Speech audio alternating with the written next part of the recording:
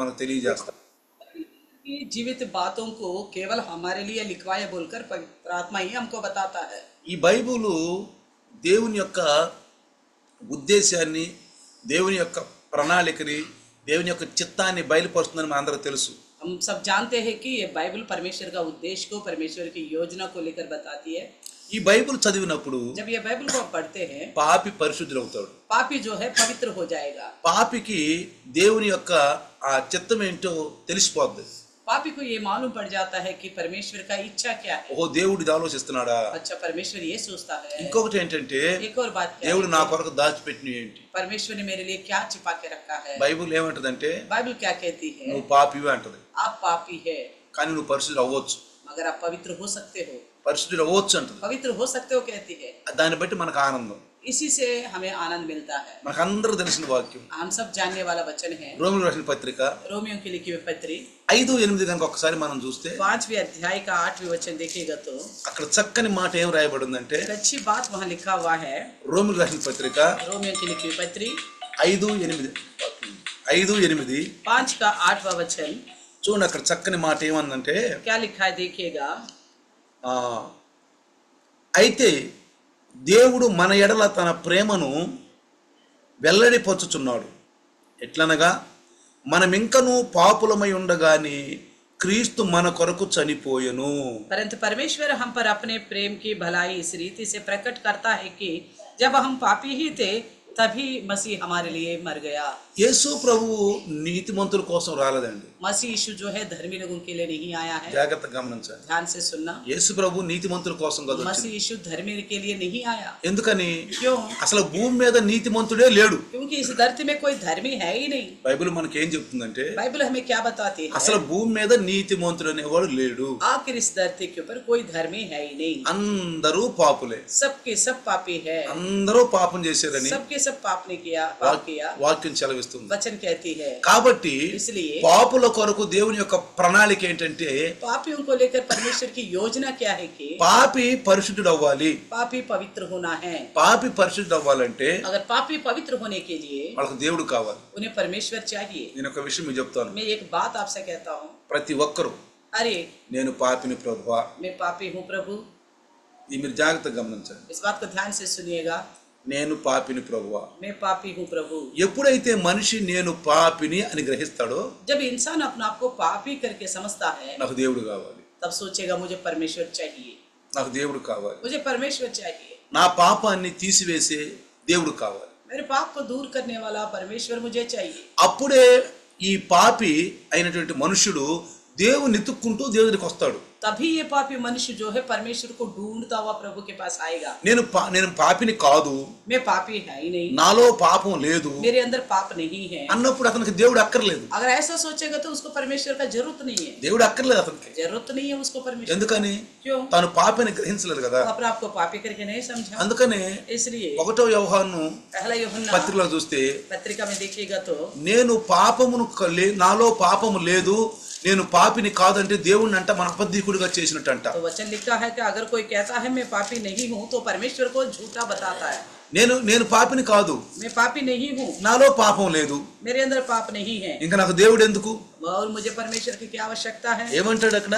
क्या कहता है, నేను పాపిని గ్రహించలేకపోతే, अगर इंसान पापी करके नहीं समझेगा। చూడండి యోహాను రాసిన మొదటి పత్రికలో यूहन्ना की पहली पत्री 10వ వచనంలో 10वीं वचन 1వ అధ్యాయం 10వ వచనము, 1:10 में మనము పాపము లేదని చెప్పుకొనిన ఎడల ఆయనను అబద్ధికునిగా చేయువారు మగుదుము, మరియు ఆయన వాక్యము మనలో లేదు.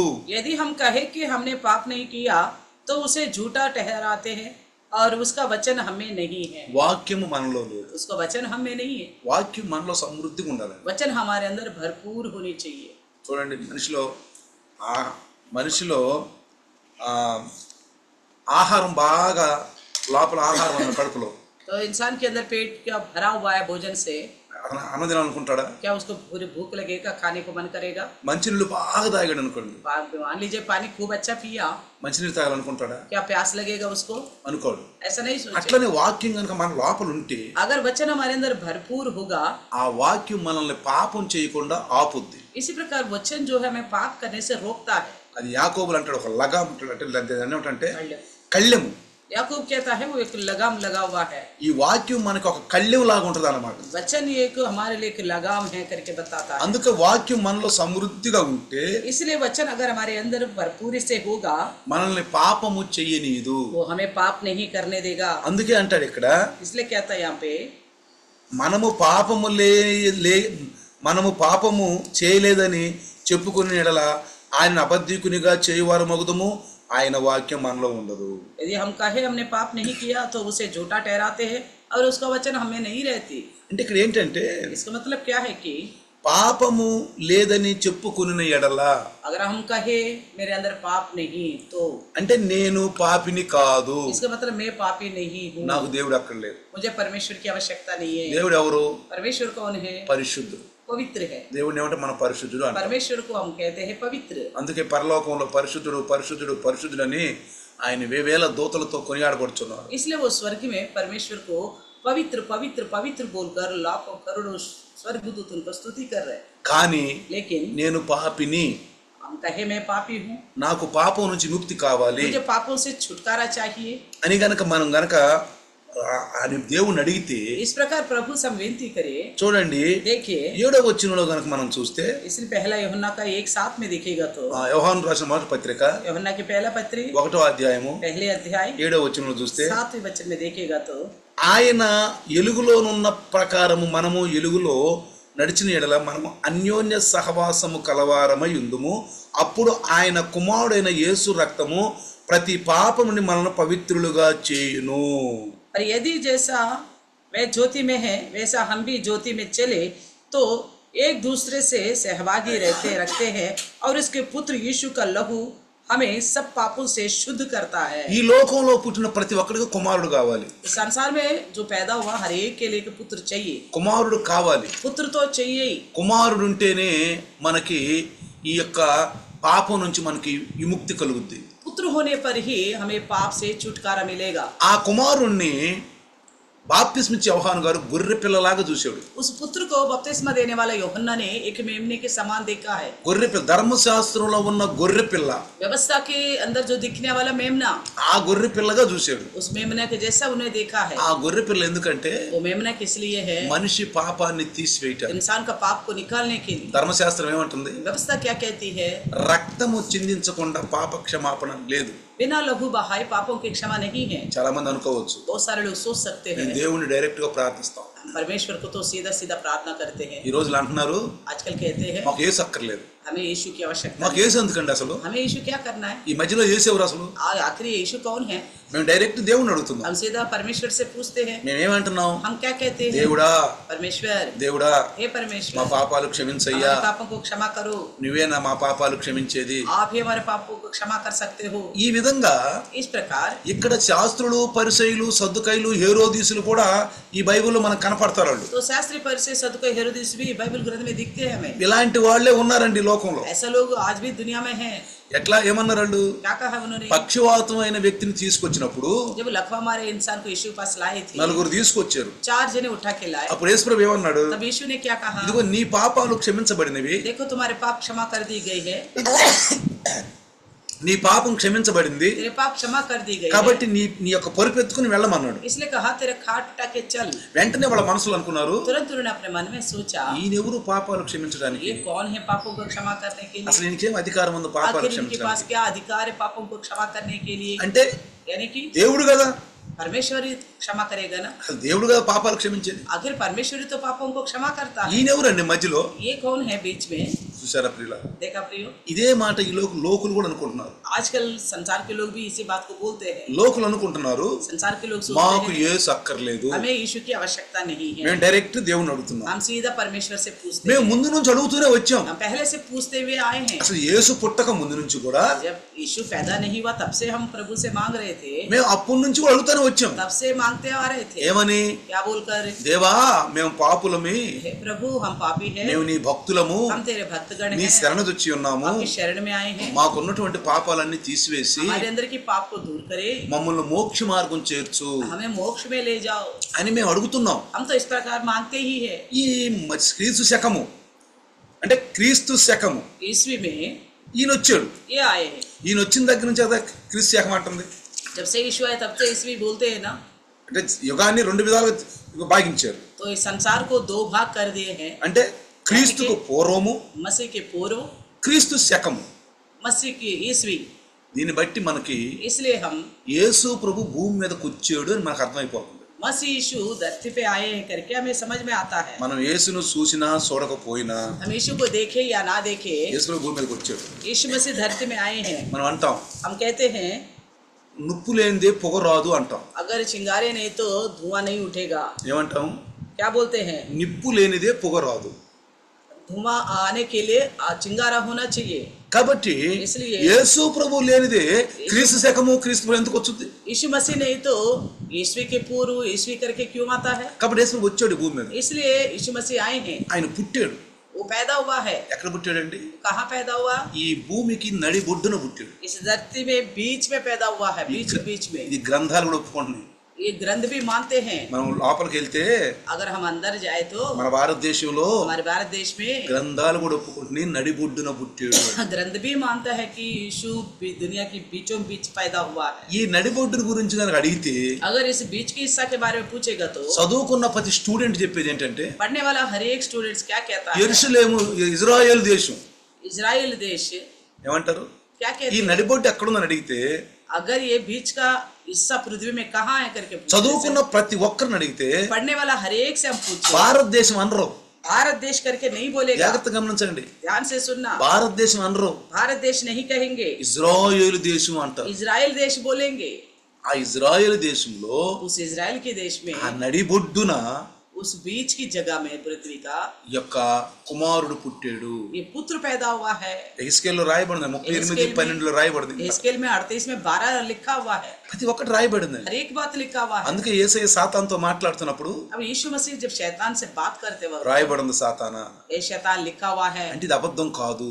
इसका मतलब ये झूठ नहीं है। ఎందుకన్నాడు ఆ మాట అంటే ये क्यों बोला है? ఈ రాయబడి ఉందని ఎందుకన్నాడంటే ये लिखा हुआ करके क्यों बोला ఇది है? అబద్ధం కాదు, ये झूठ नहीं है, ఇదో కల్పితం కాదు, ये मिला हुआ बात नहीं है, मिला ఇది जुला हुआ बात కల్పించింది नहीं है। కాదు. ये अपनी ओर से बना के लिखने वाला बात नहीं है। సాతానా రాసుంది. ये शैतान लिखा हुआ ఈ है। సాతానికి అన్ని తెలుసండి. ये शैतान सब जानता है। యాకోబులు అంటాడు याकूब में कहता है వాడికి మనకంటే ఎక్కువ తెలుసు. वो हमसे ज्यादा जानता है। ఎందుకని? क्यों? మనం పుట్టినప్పటి నుంచి ఉన్నాడు వాడు. जब से हम पैदा नहीं हुआ ना वो तब से है। తెలుసా? पता है? మనం పుట్టినప్పటి నుంచి వాడు जब ఉన్నాడు. से हम पैदा नहीं, ఎక్కడ ఉన్నాడు? कहाँ है? దేవుని దగ్గర ప్రధానత్వంతో ప్రధాన దూతగా ఒక కెరూబుగా ఉన్నాడు. परमेश्वर के पास एक प्रमुखता को प्राप्त करके प्रधान दूत करूब बन के रहा है। అర్థమవుతుందా? समझ में आ गए? దేవునితోటి చక్కగా దగ్గరలో ఉన్నాడు. परमेश्वर के बिल्कुल नजदीक है। స్తుతిస్తున్నాడు దేవుణ్ణి. परमेश्वर को स्तुति कर रहे हैं। దేవుడు ప్రధానత్వం ఇచ్చాడు. परमेश्वर ने उसको प्रमुखता दिया है, కానీ प्रधानत्व दिया है। వాడిలో చెడ్డ తలంపు పుట్టింది. अगर उसके अंदर बुरा विचार आ गया, వాడు ఎందుకు అపవాది అయ్యాడు? वो क्यों इबलीस बन गए हैं? అపవాది ఎందుకు అయ్యాడంటే क्यों बन गया? వాడిలో ఒక తలంపు వచ్చింది. उसके अंदर एक सोच आया था। దేవుని యొక్క సింహాసనము కంటే ఎత్తుగా మేఘమండలములకు ఎక్కిపోయి, అంటే వాడి స్థానం కాకుండా వేరే స్థానాన్ని వాడు కోరుకున్నాడు. तो परमेश्वर की परमेश्वर से भी ऊंचा में चढ़ जाने के लिए उसने सोचा और परमेश्वर से अधिक ऊंचाई में रहने के लिए అంటే विचार रखा। వాడి స్థానం కాకుండా వేరే స్థానం కోరుకున్నాడు. वो अपनी स्थिति को नहीं चाहा, अलग स्थिति को चाहा। అంటే దాని అర్థం ఏంటంటే इसका मतलब क्या है? పాపం. पाप। అంటే దేవునికి విరుద్ధమైంది పాపం. परमेश्वर का विरुद्ध जो है वो पाप है।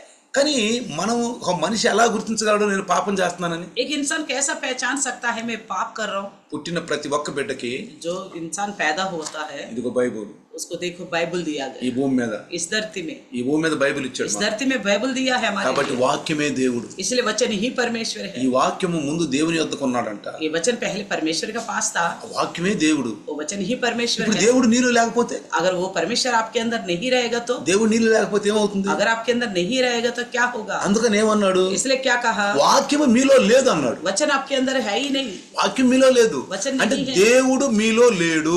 यानी कि वचन परमेश्वर आपके अंदर नहीं తర్వాత है। యోహాను సువార్త और देखिए यूहन्ना सुसमाचार 8వ అధ్యాయము 8वीं अध्याय 31వ వచనం కూడా చదువుదాం ఒకసారి. 31 वचन पढ़ेंगे। 8:31 यूहन्ना 8:31 8:31 యోహాను సువార్త यूहन्ना का 8:31 చదివితే 8:31 पढ़ने से అక్కడ కూడా ఇదే మాట రాయబడి ఉంటుంది చూడండి. అక్కడ देखो यही बात लिखा हुआ है 8:31 8:31 यूहन्ना का।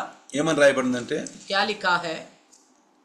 31 మీరు నా వాక్యమందు నిలిచిన వారైతే నిజముగా నాకు శిష్యులయుండి సత్యమును గ్రహించెదరు. यदि तुम मेरे वचन में बने रहोगे तो सचमुच मेरे चेले ठहरोगे। అర్థమవుతుందా? समझ में आ गया? ఏమంటారు? మీరు నా వాక్యమందు నిలిచిన వారైతే, यदि तुम मेरे वचन में बने रहोगे तो, అంటే దేవుని యందు నిలిచిన వారైతే, परमेश्वर में बने रहे तो। అక్కడ వాక్యం అనే చోట దేవుడని పెట్టుకుంటే, जहाँ वचन लिखा है वहाँ पे परमेश्वर करके మీరు लिखे।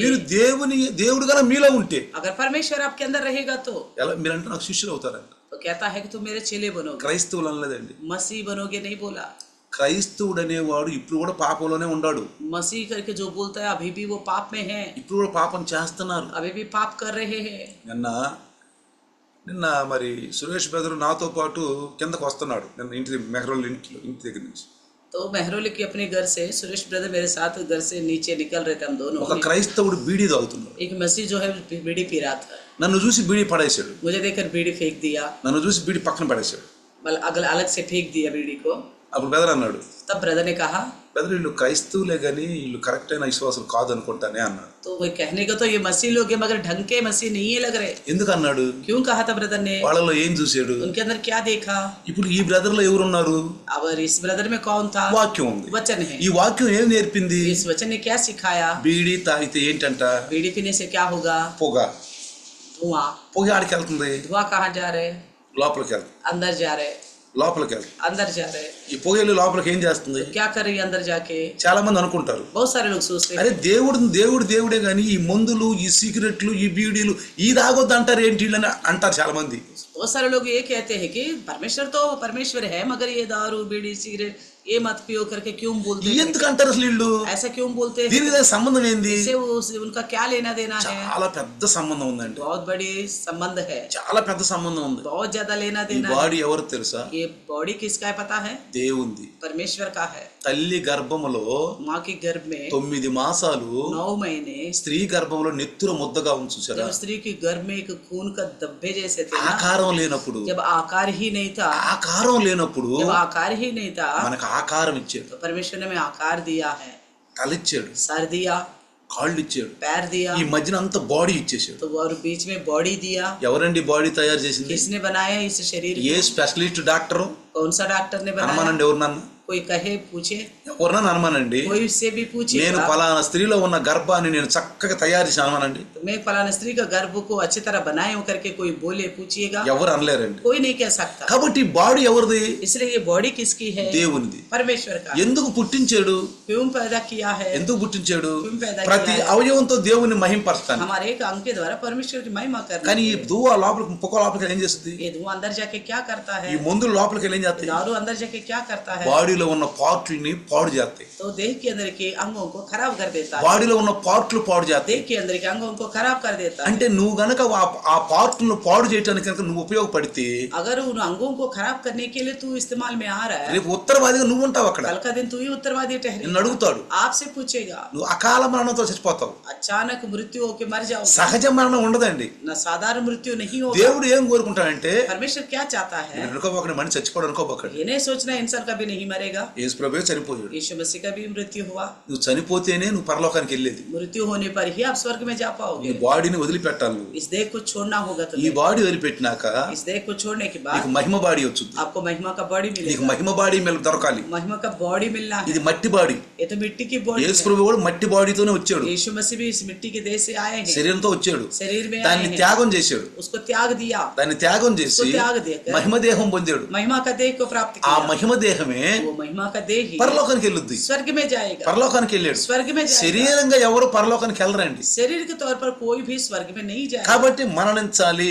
इसलिए मृत्यु होना है। ఎందుకంటే మరణం ప్రాప్తించింది మనకి. क्योंकि मृत्यु हो चुका है, हम सबको मिला है मृत्यु। ఈ మరణాన్ని మరణంతో ఏం చేయాలి? इस मृत्यु को मृत्यु के द्वारा क्या करना యేసు ప్రభు है? ఏం చేశాడు? यीशु ने क्या మరణాన్ని మరణంతోనే జయించాడు. किया? मृत्यु को मृत्यु से ही जीत लिया है। జీవం కలిగి బయటకు వచ్చాడు. जीवन होकर बाहर आ गए, जीवित बाहर आ गया। నువ్వు నేను आप और నీతిమంతులు, हम धर्मी हैं, నీతిమంతులు. हम धर्मी हैं। కాబట్టి ఇక్కడ ఇంకొక విషయం చూపిస్తాను చూడండి. एक और बात देखिएगा, రోమా పత్రిక रोमियो की लिखी మళ్ళీ पत्री, ఇక్కడికి వస్తే और आके देखिए 5, 8 చదివాం కదా ఇందాక.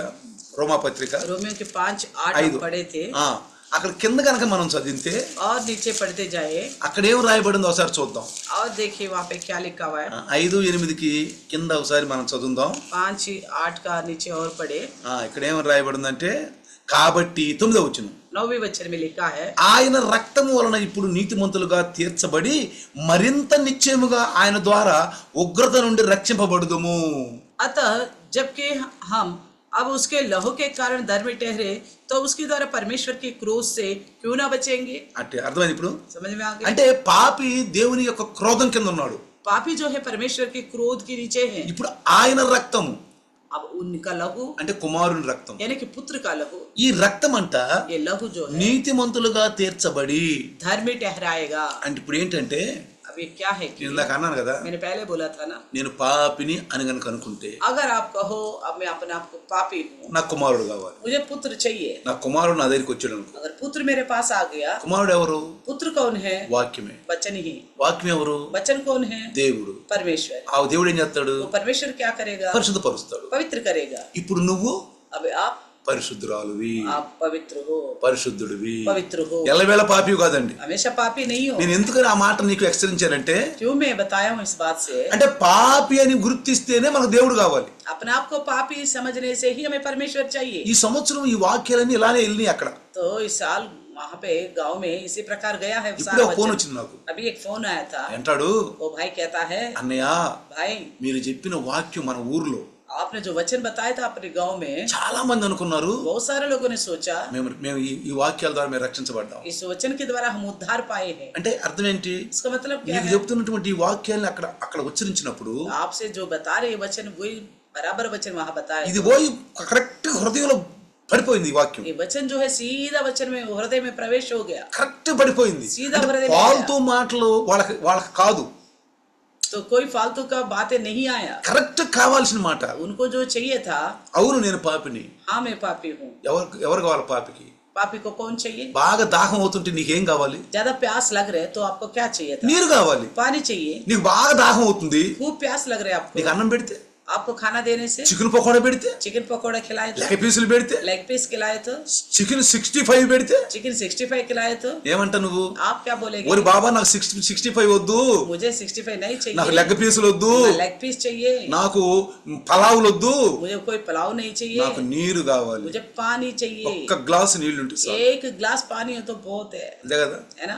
బాగా ఆకలి అవుతుంది నీకు, खूब भूख लग रहा है आपको, ఒక గ్లాస్ నీళ్ళు ఇస్తే एक गिलास पानी देने से తాగితే కొంచెం ఉపశమనం అవ్వచ్చు. हाँ थोड़ा पीने से थोड़ा सही लगेगा, కానీ అన్నం తిన్నంతగా అవుతుందా? जितना खाना खाओगे उतना पेट नहीं भरेगा కాబట్టి ना? इसलिए ప్రభు ఈ 43 దినాలు ఎలా వాడుకున్నాడంటే, 40 दिन प्रभु ने कैसा इस्तेमाल किया है कि మనిషికి ఏది పాపి మనిషికి ఏది కావాలో అదే ఆహారం ఇచ్చాడు. पापी इंसान के लिए क्या चाहिए था उसी प्रकार का भोजन दिया, సూటిగా మాట్లాడాడు. सीधा सीधा बात किया, వాళ్ళ హృదయాల్లో పడి उनको हृदय में गया వాళ్ళు वचन। ఏమనుకుంటారు తెలుసా? वो क्या सोच रहे ఇప్పుడే पता है? ఫోన్ చేసి చెప్తున్నాడు, अभी फोन करके बता रहे थे। అన్నయ్యని మనం ఎందుకు వాడుకోకూడదు? तो भाई को हम क्यों नहीं इस्तेमाल कर మన सकते? గ్రామాల్లో 40,000 పెట్టి 50,000 పెట్టి తీసుకొచ్చి ఏసీ రూమ్ లో పెట్టి మనం ఉన్నాం. అన్నయ్యని మనం ఎందుకు వాడుకోకూడదు? तो हम 40-50 हजार दे दे के प्रभु का दास बोल कर लोगों को लाला के एसी रूम में रख के हम उनको प्रचार के लिए इस्तेमाल करते, तो अपने खुद गांव के अपने भाई को हम क्यों नहीं इस्तेमाल कर అంటే सकते? గ్రామం ఏమైందంటే ఒక రకంగా జాగృతి అయిందన్నమాట. तो गांव क्या हो गया, एक तरह जागृति हो అంటే गई, అలాంటి వాక్యాలు లేవు పాపం. यानी कि इस तरह के वचन उन्होंने नहीं सुना बेचारा, అందుకే అంటే ఇది కొత్త బాధగా ఉంది. इसलिए कहते हैं कि नया संदेश लग रहा है। ఏమన్నంటే ఎట్లా ఉందంట, कैसा लग रहा है? ఇది కొత్త బాధగా ఉంది ఈ బాధ. तो नया संदेश लग रहा है ये संदेश। కాబట్టి ప్రియులారా, इसलिए प्रियो, పాపి మనిషి ఎప్పుడైతే యేసు ప్రభు కావాలనుకుంటాడో जब पापी इंसान मसीह यीशु चाहिए मुझे करके सोचेगा, అప్పుడే దేవుని యొక్క ఉగ్రత నుండి మనం తప్పించబడతాం. तभी परमेश्वर के प्रकोप से हम बचने पाएंगे। అందుకే రోమియోల పత్రిక 5వ అధ్యాయం 9వ వచనంలో ఈ మాట రాయబడింది. इसलिए रोमियो के 5-6-9 में ये बात लिखा हुआ है, నిశ్చయముగా ఆయన ద్వారా ఉగ్రత నుండి రక్షింపబడుదువు. तो उसके द्वारा परमेश्वर के प्रकोप से बच जाएंगे। పాపం చూస్తే ఎప్పుడు దేవుని కోపం అండి. पाप को देखेगा तो परमेश्वर को गुस्सा आता ही है, పాపం చూస్తే. पाप को देखकर। కానీ మనిషిని చూస్తే मगर इंसान को देखेगा तो ఆయనకి ఎంతో జాలి కలుగుతుంది. उनको बहुत तरस आता है। పాపం అంటే కోపమే, पाप से तो गुस्सा करता है, కానీ మనిషిని చూస్తే జాలి కలుగు. इंसान को देखकर तरस खाता है. ఆ జాలి కలిగినటువంటి మనిషిలో పాపం ఉంటే उस तरस खाता है जिसके ऊपर उसके अंदर पाप दिखाई देगा. దేవుడు ఏమనుకుంటాడంటే परमेश्वर क्या सोचेगा, ఇతనిలో నుంచి పాపం బయటికి తీయాలి. इसके अंदर से पाप को मुझे निकालना है. ఒక వ్యక్తిలో క్యాన్సర్ గడ్డ ఉంది, एक मान लीजिए के अंदर कैंसर है, క్యాన్సర్ గడ్డ ఉంది, कैंसर का गोला है, అతను బాధపడుతున్నాడు. वो तकलीफ में है. డాక్టర్ దగ్గర వెళ్ళాం, डॉक्टर के पास गए, డాక్టర్ ఏమంటాడు, डॉक्टर क्या कहता है, ఈమెలో ఉన్న క్యాన్సర్ గడ్డను తీసి బయట తీస్తేనే ఈమె హాయిగా ఉంటది, ఈమె బతుకుద్ది. इनके अंदर की कैंसर का जो गोला है, गांठ है, इसको निकालने से ही ये जीवित रह पाएगी. ఎప్పటి వరకు ఈ క్యాన్సర్ గడ్డ ఆమెలో ఉందనుకోండి, अगर कैंसर का ये गोला इसके अंदर बना रहेगा, నువ్వు ఎన్ని మందులు ఇచ్చినా, आप कितना भी दवाई दे, ఎంత నువ్వు స్పెషలిస్ట్ చూపించినా, कितना भी स्पेशलिस्ट को दिखाए, ఎంతమంది డాక్టర్లకు చూపించినా, कितना डॉक्टरों को भी दिखाए, ఆ గోల లోపల ఉంది. वो कैंसर का गोला तो अंदर है. డాక్టర్ ఏమంటాడు, डॉक्टर क्या कहेगा, అది తీసేయాలంటాడు. उसको निकालना ही होगा, అది తీసేస్తేనే బాధ నివారణ అవుద్ది. उसको निकालने से ही दुख का निवारण होगा. నువ్వు డాక్టర్ దగ్గరికి పోతే, अगर डॉक्टर के पास जाओगे तो, కానీ గడ్డల్ని బాగు చేయగలిగిన దేవుడు ఉన్నాడని మేము రూఢీపరుచుకున్నాం. अगर हमने विश्वास किया है, रूढ़ी किया है कि इन गांठ को या घाव को ठीक करने वाला परमेश्वर है, గడ్డలు బాగు చేస్తాడు దేవుడు, इस प्रकार के गोले को ठीक कर सकता है గడ్డలు परमेश्वर. తీసేస్తాడు దేవుడు. उस गोले को निकाल सकता है ఈ परमेश्वर. వారు కొత్త కొత్త స్థలాలకు వెళ్ళినప్పుడు సాక్షి చెప్పింది సిస్టర్, जब नया नया जगह में गए तो सिस्टर ने गवाही बताई थी. అంత అద్భుతం సాక్షి విన్నారండి జనం, लोगों ने इतना अचंबा हो गया गवाही सुनकर, ఆశ్చర్యపోయారు. आश्चर्यचकित हो गया. గడ్డలు తీసేయగలడా, क्या गोला दूर कर सकता है ఎందుకంటే परमेश्वर? అంత విశ్వాసం పాపం వాళ్ళలో లేదు కాబట్టి, क्योंकि इतना विश्वास उनके अंदर नहीं है, కార్యాలు చూడలేకపోయారు. इसलिए वो कार्य को देख नहीं पाए. విశ్వాసం ఉన్న వాళ్ళు కార్యాలు చూస్తారు. जिसके अंदर विश्वास होगा वो एक प्रभु का कार्यों को देख पाएगा. రక్తస్రావం కలిగిన స్త్రీ యేసు దగ్గరికి వచ్చింది. लहू बहाने वाले स्त्री प्रभु यीशु के पास आई थी. యేసు ఏమన్నాడు, मसीह यीशु ने क्या कहा, అమ్మా నీ విశ్వాసం నేను స్వస్థపరిచింది. ये नारी तेरा विश्वास ने जो दे चंगा कर दिया. అంటే यानी कि మనకు యేసు ప్రభు లేకుండా, దేవుడు లేకుండా నాకు విశ్వాసం ఉంది, నేను రక్షించబడతానులే, నేను ఇంట్లోనే ఉంటానులే, నేను సంఘానికి రాను, నేను వాక్యం విన్ను, నేను లైవ్లోకి రాను, నేను వాక్యం విన్ను, దేవుడే నన్ను బాగుంది అనుకుంటే, अगर हम घर में रहते हुए, हाँ यीशु ने तो बोला तेरे विश्वास ने तुझे चंगा कर दिया, इसका मतलब मैं ना लाइव में आऊँगा, मैं कलिशे में आऊँगा, ना वचन सुनूंगा, ना दास के सुनूंगा, इस तरह सोचेगा तो అది ఎలా ఉంటుంది? ऐसा सोचने से कैसे चलेगा? ఎందుకంటే వాక్యం మనల్ని కొన్నిసార్లు సంపుద్ది, क्योंकि वचन को लेकर शैतान हमें मार देता है, పక్కదవలు పట్టించుద్ది. शैतान हमें बगल में ले जाता ఇక్కడ है. యేసు ప్రభు ఉన్న वचन మాటకు అర్థం ఏంటంటే, लेकर। यहाँ यीशु का कहने वाली बात का అమ్మా अर्थ क्या నీ है? విశ్వాసమే నిన్ను రక్షించింది. हे नारी तेरा विश्वास ने तुझे चंगा कर ఏంటా दिया. విశ్వాసం? क्या है उसका विश्वास? ఆశాకీయ వస్తువు ఒక నిచ్చే, అందేకి వస్తువు ఒక ప్రమాణం. ఏమన్నాడు? నిరీక్షింపబడు వాటి యొక్క నిజస్వరూపము అదృశ్యమైనవి ఉన్నవనుటకు రుజువైంది. ఆశకీయ వస్తువు का नीचे अंधे की वस्तुओं का प्रमाण विश्वास है करके అంటే ఈమెలో విశ్వాసం పుట్టింది. यानी कि इसके अंदर विश्वास पैदा हो ఈ गया. విశ్వాసంలో దాగి ఉన్నటువంటి మర్మం ఏంటి? इस विश्वास में क्या बात छुपा हुआ है? నిరీక్షింపబడు వాటి యొక్క నిజస్వరూపం. आशकीय वस्तुओं का निश्चय. ఈమె 12 సంవత్సరాల నుంచి బాధలో ఉంది. ये स्त्री 12 साल से तकलीफ में है. మార్కు సువార్తలో రాయబడింది, मरकुस में लिखा हुआ है. అనేకమైన వైద్యుల దగ్గరికి వెళ్ళిందంట, कई सारे वैद्य के पास गई है, మందులు ఆడింది, दवाइयां इस्तेमाल డబ్బులు किया, ఖర్చు పెట్టి, पैसा लगाई, అందరూ ఉపశమన మందులు ఇచ్చారు. तो सबने पैसा लिया और दवाई दिया. తగ్గిపోతా ठीक हो जाएगा बोला. చేయి పట్టుకున్న వాళ్ళు డబ్బులు తీసుకున్నారు. जितने ने हाथ पकड़ा उस अपने पैसा लिया, అంత అయిపోయింది. सारा पैसा खत्म हो गया. యేసు ప్రభుని గురించి ఎందై यीशु के बारे में सुनी, విశ్వాసం పుట్టింది. विश्वास पैदा हो गया. ఏమిటది?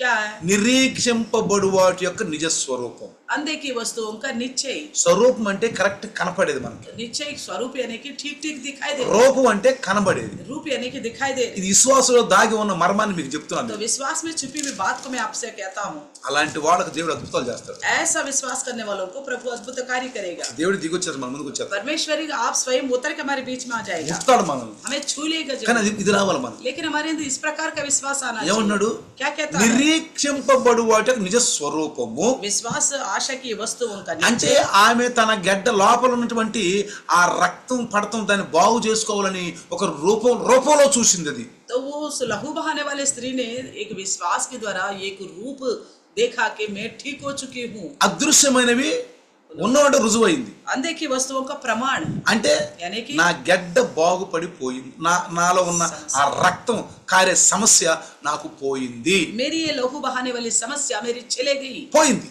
चले गई। అంటే ఒక రూపంలో చూసుకుంది, तो इस तरह एक निश्चय रूप में देखा उसने, స్ట్రక్చర్ తయారు చేసుకుంది. तो एक रूप बना के देखा उसने। అందుకే దీన్ని ఒక మాట చెప్తాను, इसलिए मैं एक बात कहता हूँ, పొదగటము అంటాను. तो उसके ऊपर बैठना करके बोलता हूँ, పొదగటము, उसके ऊपर बैठना। ఈ పొదిగే విశ్వాసం ఎవరిలో ఉంటుందో. इस तरह जिसके ऊपर बैठने का विश्वास ఏమిటి मतलब, ఆ పొదిగే విశ్వాసం అంటే? बैठने का मतलब क्या है? కోడి గుడ్డు పెట్టుద్ది, मुर्गी जो है अंडा देती है, ఇది సహజ లక్షణం. ये सहज लक्षण है। మురిగి గుడ్డు పెట్టుద్ది, मुर्गी जो है अंडा देती है, ఎన్ని గుడ్లు పెట్టాలో అంత గుడ్లు పెట్టుద్ది. तो जितना अंडा दे सकती उतने देती है। ఈ గుడ్లు ఏం చేస్తారు, తీసుకెళ్లి इन अंडों को क्या करते हैं?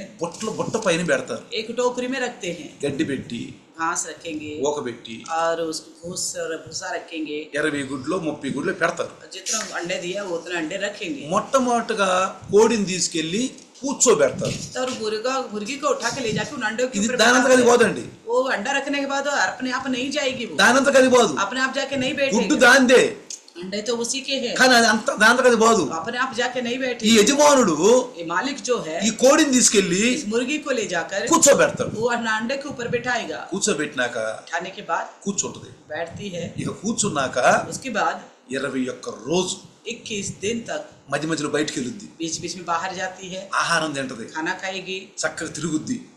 घूम फिर के आएगी। ఏడొచ్చి కూర్చోండి తెలుసా? फिर आकर कहाँ बैठती पता తన है? యజమానుడు ఎక్కడ కూర్చోబెట్టాడో, ऊपरा मालिक उसका मालिक कहाँ उसको बिठाया था, యజమానుడు ఎక్కడ కూర్చోబెట్టా అక్కడ పోయి కూర్చుంటది. मालिक ने उसको कहाँ बिठाया था वहीं जाके बैठती है। ఎన్ని రోజులండి? कितना दिन? 21 రోజు. 21 दिन बैठती है। 21 రోజు తర్వాత 21 दिन के बाद తనలాగే చూసుకుంటది పిల్లల్ని. अपने समान अपने बच्चों को देखती है। అంటే ఇది పొదగటం అంటారు. इसी को बोलते हैं उसके ఈ ऊपर పొదిగే बैठना। విశ్వాసం నీకు కావాలి. इस प्रकार का विश्वास आपके पास होना चाहिए। గుడ్డనే ఆ వాక్యం అనే గుడ్డు మీద నువ్వు పొదగాలి. तो वचन की रूप जैसे अंडे समान है, उसके ऊपर आपको बैठना होगा। నీకు యజమానుడు చూపించాడు దోవ. आपको आपके मालिक ने रास्ता दिखाया। ఎవరా యజమానుడు అంటే? कौन है ये मालिक? మనం దేవుడు అంటాం, हम परमेश्वर कहते हैं, దేవుడు అంటాం. परमेश्वर बोलते దేవుడు हैं। కుమారుని పంపించాడు. परमेश्वर ने पुत्र को भेजा है। ఇది ఈయన మాటేనండి, इनकी सुनो, ఈయన నా ప్రియ కుమారుడు. ये मेरा प्रिय पुत्र है। తర్వాత అన్నాడు, उसके बाद कहा, ఆయన శిష్యుల్ని ఎన్నుకొని चेलों को चुनकर సర్వలోకానికి వెళ్ళి सारा जगत में जाओ, సర్వ సృష్టికి सारे सृष्टि में సువార్తను అందించాడు. सुसमाचार सुनाओ। ఇందాక మనము యోహాను సువార్తలో 8:31 మనం ఒక వాక్యం విన్నాం కదా. यूहन्ना की 8:31 में एक वचन पढ़े थे ना, అక్కడ ఏమని రాయబడింది అన్నాడు? क्या लिखा हुआ है? చూడండి, विश्वास। 31లో మీరు నా వాక్యమందు నిజంగా నాకు శిష్యులై ఉండి అక్కడే यदि तुम मेरे वचन में बने रहोगे तो सचमुच मेरे चेले ठहरोगे, సత్యము గ్రహించెదరు. सच्चाई को समझोगे। అంటే శిష్యుల్ని ఎన్నుకొని चेलों को चुना, శిష్యుల ద్వారా వాక్యాన్ని ప్రకటించమని పలికాడు. तो चेलों के द्वारा कहा कि तुम वचन का प्रचार करो। ఈ శిష్యుల్లో इन चेलों में నమ్మకమైన వారిని అభిషేకం ఇచ్చి ఎన్నుకున్నాడు. तो भरोसेमंद ने उनको अभिषेक दिया और चुन लिया। ఎవరు వాళ్ళు? कौन है वो? సేవకులు అంటాం, सेवक लोग बोलते हैं, పాస్టర్లు అంటాం. पास्टर लोग कहते हैं। వాళ్ళు మనకు మార్గదర్శకులు. वो हमारे लिए मार्गदर्शक है। దేవుడు ఎక్కడున్నాడు? परमेश्वर कहाँ है? పరలోకంలో ఉన్నాడు. स्वर्ग में है। యేసుప్రభు ఎక్కడున్నాడు? यीशु मसीह कहाँ है? పరలోకంలో స్వర్గ ఉన్నాడు. మే. ఇద్దరు పరలోకంలో ఉంటారు. दोनों स्वर्ग में हैं। భూమి మీద ఎవరు ఉన్నారు? धरती पे कौन है? పరిశుద్ధాత్ముడు ఉన్నాడు. पवित्र आत्मा प्रभु है। దేవుని వాక్యాన్ని గుర్తు చేస్తున్నాడు. परमेश्वर का वचन को स्मरण दिलाता ఇప్పుడు है। శిష్యులు అంటే अभी चेले यानी ఈ कि శిష్యులలో సత్యం కలిగి ఎవరికైతే ఇష్టపడ్డాడో వాళ్ళని అభిషేకించి వాళ్ళని సేవకులుగా ఎన్నుకున్నాడు. इन चेलों के अंदर जिनके अंदर सच्चाई है और जिन्होंने यीशु की बातों को इच्छा रखा है, उनको अपने चेलों के रूप में चुन लिया ఇప్పుడు है। ఈ సేవకులు చూపించే మార్గంలో మనం వెళ్ళాలి. इन सेवक लोग दिखाने वाले मार्ग में हमें जाना चाहिए। ఫర్ ఎగ్జాంపుల్, మీ పాస్టర్ గారు सादृश्य तौर पर अपना आपका pastor, Indian యూలే fellowship Indian Yule fellowship के పాస్టర్ గారు, पास्टर గారు నీకు చూపించే మార్గంలో నువ్వు వెళ్ళాలి. पास्टर जी आपको जो मार्ग दिखा रहे उसी मार्ग में आपको నేను जाना होगा। పాస్టర్ గారి మాట ఎన్నో అన్నావు అనుకో, अगर आप कहोगे मैं पास्टर जी का बात नहीं सुनूंगा, నేను పాస్టర్ మాట ఎన్నో नहीं मानूंगा उनकी, అంటే ఎక్కడికి వెళ్తా? फिर कहाँ जाओगे? నువ్వు ఎక్కడికి వెళ్తావు తెలియదు. आपको नहीं पता आपका रास्ता कहाँ ఎంత जाएगा। పాపం నీలో పేరుకుపోతే తెలియదు. कितना पाप आपके अंदर बरकरार रहेगा आपको नहीं ఎందుకంటే पता।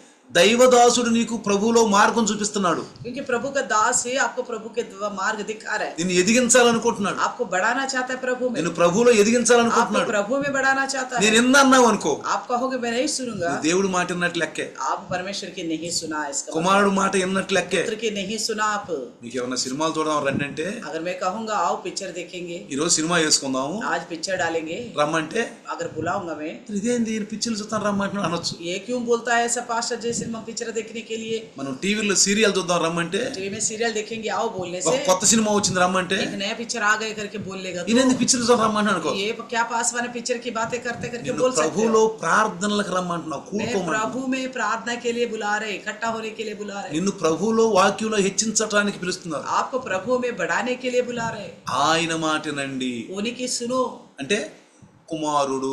यानी कि पुत्र, కుమారుడు అంటే వాక్యము. पुत्र यानी कि वचन, ఆ వాక్యము శిష్యుల్లో ఉంది. वो वचन चेलों के अंदर వాళ్ళు है, సత్యాన్ని గమనించారు. उन्होंने सच्चाई को अपनाया है. కాబట్టి ప్రియులారా, इसलिए प्रियो, ఇక్కడ విశ్వాసం అనేది, यहाँ पे विश्वास, సత్యం అనేది, सच्चाई, తన యజమానుడు मालिक చెప్పిన మాట మనం వినాలి. उनकी कहने वाली बात हमें सुनना है. నువ్వు ఆ మాట వింటే आप उनकी सुनोगे, నీకు చాలా మేలు. आपको बहुत भला होगा. అందుకనే పౌలు గారు 1వ కొరింథీ इसलिए पौलुस पहला कोरिन्थी 1వ కొరింథీలో पहला कोरिन्थी में 1వ వచనంలో ఏమంటారంటే, पहला वचन में कहता है, నన్ను పోలి మీరు నడుచుకోండి.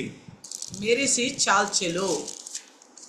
అంటే 11 కదా, 11 का 1, 11. पहला कोरिन्थी 11 का 1, 1వ కొరింథీ రాసిన పత్రిక पहला कोरिन्थियों के लिखी पत्र 11వ అధ్యాయం 11 अध्याय అక్కడ ఏమని రాయబడింది చూడండి. क्या कहता है देखिए, మీరు చూడండి అక్కడే ఉంది कहती है देखिए 11:1 में, तुम मेरी सी चाल चलो అది.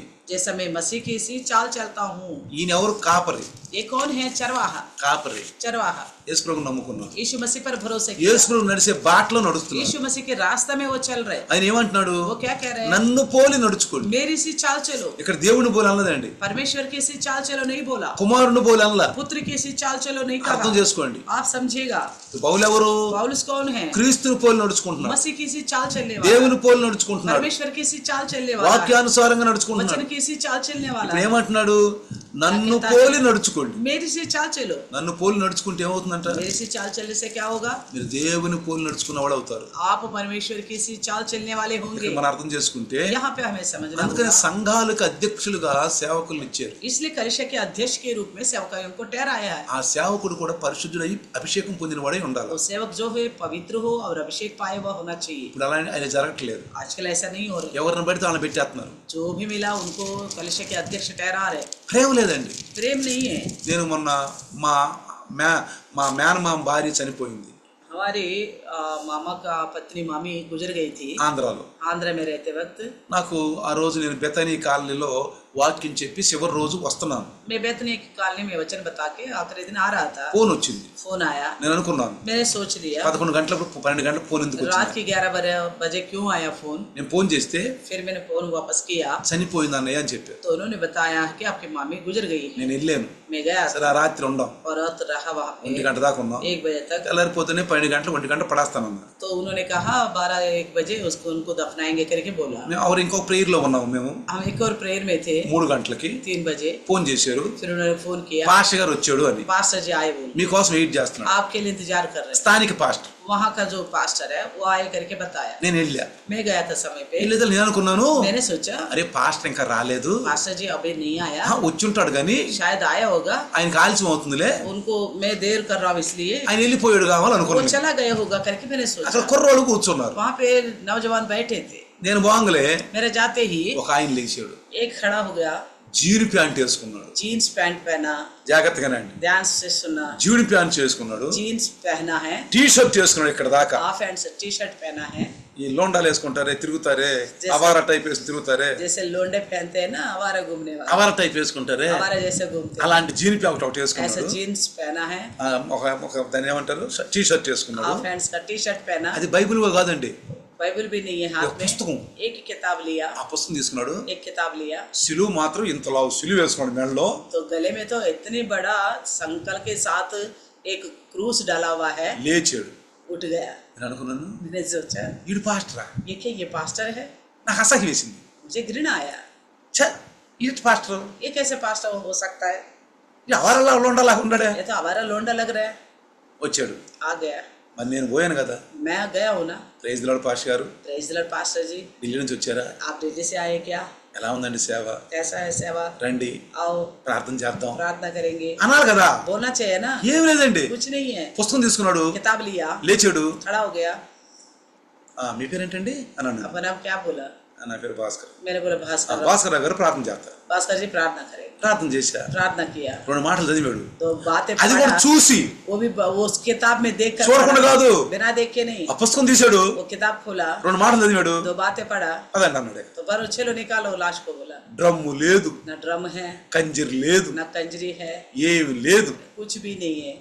బయలుదేరి వెళ్తా ఉన్నాడు. आगे आगे चले जा रहे हैं. వెళ్ళాడు, गया, పాతి పెట్టారు. दफना क्या है. మరి అప్పుడన్నా तभी भी ఏమండి పాష గారు రండి पास्टर जी आइए రండి, आइए, అది లేదు. कोई बात ही नहीं है. అంటే ఏం లేదు వాళ్ళల్లో, इसका मतलब क्या नहीं, उनके अंदर వాక్యం లేదు. वचन नहीं है, అంటే దేవుడు లేడు. यानी कि परमेश्वर नहीं है. దేవుడు ప్రేమై ఉన్నాడు. परमेश्वर प्रेम है. మంచిది. अच्छी बात. సాయంకాలం కూడికి పెట్టుకుందాం అన్న. शाम को सभा चलाएंगे बोला, అంతా కూడా ముగించుకుందాం అనుకున్నాం. तो सब खत्म करेंगे वो करके सोचा. ముగించుకుందాం, భోజనాలు పెట్టుకుందాం అనుకున్నాం. खाना पीने भी उसी दिन रखेंगे सोचा. సరే సాయంకాలం నేను వెళ్ళా. फिर हम शाम को गए. వెళ్ళే తల్లికి जाते वक्त మనోడు కూర్చుని ఉన్నాడు. पास्टर जी बैठा हुआ था, కూర్చుని ఉన్నాడు. बैठा हुआ. నేను వెళ్ళంగలే मेरा जाते ही లేచి అపోస్తుల క్రమం అని చెబుతున్నాడు. तो खड़ा हो गया, प्रेरितों का प्रमाण करके पढ़वाया. మరి నేను వెళ్ళాను కదా. मैं गया हूँ. ప్రైజ్ లార్డ్ పాష గారు, प्रेज द पास्टर जी ఈరోజు बोलना, మీరు వాక్యం పంచుకోండి आज आप वचन बताइए. అనాలా? बोलना चाहिए ना, ఏమి లేదు. कुछ नहीं बोला. అది పంచుకున్నాడు. आप उसने वो प्रेरितों का संदेश बोल दिया. అందరం కూర్చున్నా అన్నాడు. सब बैठो करके बोला, కూర్చుని అన్నాడు. बैठ के बोला. ఇప్పుడు అయ్యగారు భాస్కర్ అయ్యగారు ఢిల్లీ నుంచి వచ్చారు, వాక్యం చెప్తాడు అన్నాడు. अभी दिल्ली से जो पास्टर जी आए वो वचन बताएगा बोला. వాక్యం చెప్పా. मेरे वचन बता. వాక్యం చెప్పి తిరిగి చూస్తే అసలు మనోడు లేడు. वचन बता के घूम के देखा तो वो है ही नहीं, లేడు మనోడు. लेने है ही नहीं वहां पे. ఒక మంచి, ఒక చబ్బరా, ఒక పలుకు, 2 సేవకులు కనుక కూడుకుంటే కూర్చుంటాం. अगर 2 दास लोग बैठेंगे तो आपस में बात करेंगे थोड़ी देर. ఎక్కడి నుంచి వచ్చారండి, कहाँ से आए, ఈ రోజులో జరుగుతున్న విషయాలు ఏంటి, आजकल कैसा चल रहे सेवा, ఎలా జరుగుతుంది సేవ, कैसा चल रहे सेवा. ఇక్కడ చూడండి देखिए ఎంత అద్దానమని తయారయ్యారంటే కాపర్లో, ये चरवाहा कितना बेकार बन गए हैं. జలగల్లాగా తయారయ్యారండి. तो जू की तरह जो డబ్బులు రానియండి, డబ్బులు సందాలు రానియండి, దశమ భాగాలు రానియండి, आने दो पैसा आने ఇదే दो, दशवां ఇదే आने ఇక दो. यही सोच है, ఇదే यही सोच है. ఎంత సంపాదించుకుందాం, कितना कमाए, ఎంత సంపాదించుకుందాం, कितना कमाए, నువ్వెంత సంపాదించావు, आप कितना నేనెంత कमाए, సంపాదించాను. मैं कितना कमाऊं. అరే మా క్రిస్మస్ కి 2 లక్షలు ఖర్చు అవుతుందంటే అలా క్రిస్మస్ కంటే 2 లక్షలు వస్తున్నాయి అంటాడు. तो हम बोलते हैं क्रिसमस में हमें 2 लाख खर्च हुआ, वो लोग बोलते हैं क्रिसमस में हमें 2 लाख मिलता है. ఎలాంటి పాస్టర్లు అంటే कैसे पास ఇలాంటి వాళ్ళు కాపర్లు కాదండి వీళ్ళు. ऐसा लोग चरवाहा नहीं. వీళ్ళ గురించి 10వ అధ్యాయంలో యోహాను సువార్త చక్కగా చెప్పాడు యేసు ప్రభు. यूहन्ना ने 10वीं अध्याय में बड़ी अच्छी तरह यीशु ने लिखवाया है. ఇల్లో ప్రేమ ఉండదండి. इनके अंदर దేవుడు नहीं है. ప్రేమై ఉన్నాడు, परमेश्वर प्रेम है, ప్రేమై ఉన్నాడు, प्रेम है. దేవుడు సంతోషమై ఉన్నాడు. परमेश्वर खुशी है. వాళ్ళ గురించి ఏం చెప్పాడు, उसके बारे में क्या कहा వీళ్ళు उनके దొడ్డి बारे में. దారిని వచ్చేవాళ్ళు అంట, वो तो पीछे की रास्ता से आने వీళ్ళు वाले, దోసుకునే దొంగలంట, वो लूटने वाले लुटेरे వీళ్ళు हैं. జీతగాళ్ళు అంట. वे तो मजदूरी के लिए करने वाला है. నా కాపరులు నా గొర్రెల్ని త్రావ తప్పించారని రాయబడి ఉందండి. बाइबल में लिखा है चरवाहे ने मेरे भेड़ों को रास्ता भटका दिया है. ఇర్మియాలో यिर्मयाह में నా కాపరులు ద్రాక్ష తోటలను చెరిపారని రాయబడి ఉంది. मेरे चरवाहे जो है दाख की बारी को बिगाड़ दिया करके लिखा है. కాబట్టి పిల్లరా, इसलिए प्रियो మనం పాపులమని గ్రహించాము, हम पापी करके मान लिए हैं, పాపులమని గ్రహించాము, पापी करके मान लिए, పాపి అని గ్రహించాము. पापी करके मान लिए. కానీ మన క్రీస్తు కావాలి. इसलिए हमें मसीह चाहिए. మన క్రీస్తుని మనం తెలుసుకున్నాం, मसीह को जान लिए हैं, ఆయన పాపాలు క్షమించగలని वो తెలుసుకున్నాం. पापों को क्षमा कर देगा మనలో करके जान విశ్వాసం लिए. ఉంది. हमारे अंदर विश्वास है, ఆ విశ్వాసం రూపం దాల్చింది. वो विश्वास रूप धारण किए ఆ हैं. విశ్వాసం ద్వారా యేసయ్యకి వచ్చాం. यीशु के द्वारा पास आए हैं विश्वास के द्वारा. ఆయన రక్తం, ఆయన కుమారుని రక్తం ద్వారా उनके पुत्र के लहू के द्वारा మన పాప క్షమాపణ దొరికింది. हमारे पापों की क्षमा हो गई है. ఆ ఉగ్రతను మనం తప్పించబడ్డాం. उस प्रकोप से हम बच गए हैं. కాబట్టి इसलिए మనం పాపులం కాబట్టి దేవుడు కావాలి. हम पापी है इसलिए हमें परमेश्वर మనం चाहिए. పాపులను గ్రహించాం కానీ మన దేవుడు కావాలి. हम पापी करके समझ लिए इसलिए हमें మన परमेश्वर. దేవుడు దొరికాడు. प्रभु हमको मिल ఇప్పుడు गए. చాలా మంది పాపం ఉన్నదని గ్రహించలేకపోవటం వల్ల దేవుని దగ్గర రాలేకపోతున్నారు. तो बहुत सारे लोग में पापी हूँ करके ना समझने की वजह से प्रभु के पास नहीं आ पाए. మనం గ్రహించాం పాపం పాపి అని,